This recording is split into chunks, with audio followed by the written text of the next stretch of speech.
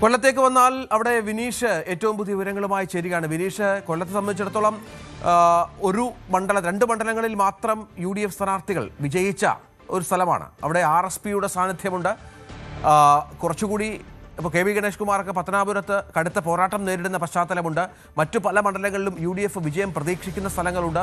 കൊല്ലം ജില്ലയിലൊക്കെ വലിയ പോരാട്ടം ബിന്ദു കൃഷ്ണയൊക്കെ കൊല്ലം മണ്ഡലത്തിൽ കാഴ്ചവെക്കുന്ന പശ്ചാത്തലമുണ്ട്. അങ്ങനെ പ്രവചിക്കാനാവാത്ത വിധമുള്ള ഒരു പോരാട്ടത്തിലേക്ക് കൊല്ലം മാറി എന്ന് കരുതാമോ?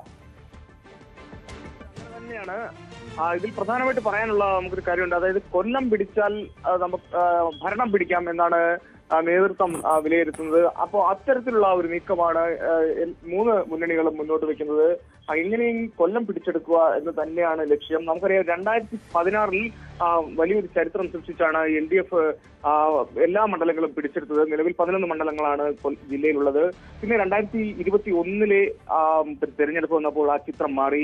രഞ്ജിത്ത് സൂചിപ്പിച്ചതുപോലെ 2 മണ്ഡലങ്ങൾ, അതായത് കരുനാഗപ്പള്ളിയും കുണ്ട്രയും 2 മണ്ഡലങ്ങൾ UDF പിടിച്ചെടുത്ത സാഹചര്യമാണ് ഉള്ളത്.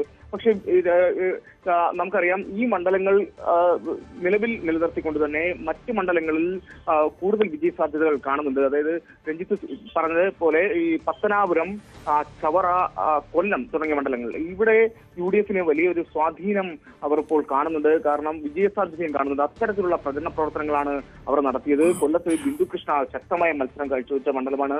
അതുപോലെ തന്നെ ചവറ RSPയുടെ മണ്ഡലമാണ്. ഇടതിനോടും വലതിനോടും നിന്ന ഒരു മണ്ഡലമാണ്. RSP UDFിനോട് ചേർന്നപ്പോൾ തന്നെ ഷിബു ബേബി ജോണിനോടൊപ്പം നിന്ന മണ്ഡലമാണ്.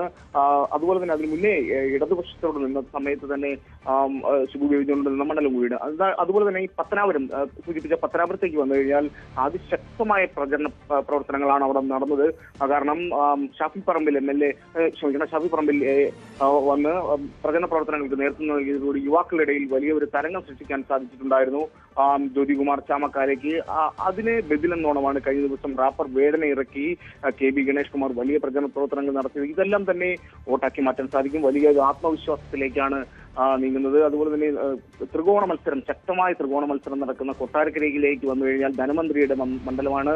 ആയിഷ പോറ്റി മുൻ MLA, LDFന്റെ മുൻ MLA ആയിഷ പോറ്റിയാണ് ഇപ്പോൾ UDF കാൻഡിഡേറ്റായി മത്സരിക്കുന്നത്.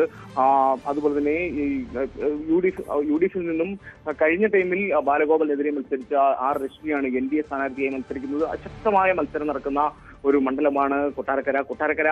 ആർക്കൊപ്പം നിൽക്കും എന്നുള്ളതാണ്.